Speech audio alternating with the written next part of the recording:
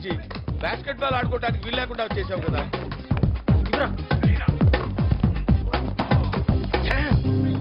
ఏంట్రా అన్ని షాట్లు మిస్ చేసావు? ఏమైనా ఫ్యామిలీ అఫైరా? కాదురా, ఫ్యామిలీలో ఫైర్. ఓ ఏంటి మళ్ళీ మీ నాన్నకి నీకు? అదే ఫాదర్, బాయ్ దగ్గర పనిచేస్తానని మాటిచ్చాడట. అంతే కదా, తల్లాగా రౌడీలా మారమని చెప్పలేదు కదా. ఎవడ్రా రౌడీ? నేను రౌడీని కాదు, బాయ్ అనుచరుణ్ణి, రైట్ హ్యాండ్ని. మేము డబ్బు కోసం పవర్ కోసం ఎవరి మీద చేయి చేసుకోవడం లేదు. అన్యాయం చేసేవాళ్ళు మాత్రం వదలం. అన్యాయం చేసే వాళ్ళని నిలదీయటానికి మీరెవరు? వాళ్ళని శిక్షించడానికి పోలీసులు ఉన్నారు, కోర్టులు ఉన్నాయి. ఈ పోలీసులు కోర్టులు ఏమాత్రం పనిచేస్తున్నాయో మనకు తెలియదు. అది కరెక్టే. వాళ్ళ వల్ల న్యాయం జరగట్లేదని మనం ఊరుకుంటామా ఫాదర్? వాళ్ళు సిన్సియర్ గా పనిచేసేట్టు మనం చేయాలి. అసలు పని చేస్తే కదా సిన్సియర్ గా పని చేయమని చెప్పడానికి. చెప్పాలి, చెప్పి బాధ్యత గల పౌరుడుగా ప్రతి ఒక్కరూ చేయాలి. సిస్టంల గురించి స్పీచ్ వద్దు.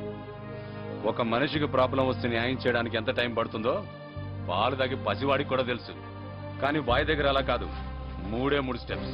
సమస్య ఆయనకి చెప్పడం, బాయ్ నిర్ణయం తీసుకోవడం, బాయ్ నిర్ణయాన్ని ఈ పాండు అమలు చేయడం. అవును మరి, దళపతి సినిమాలో ఆయన మమ్ముటి, తమరేమో రజనీకాంత్.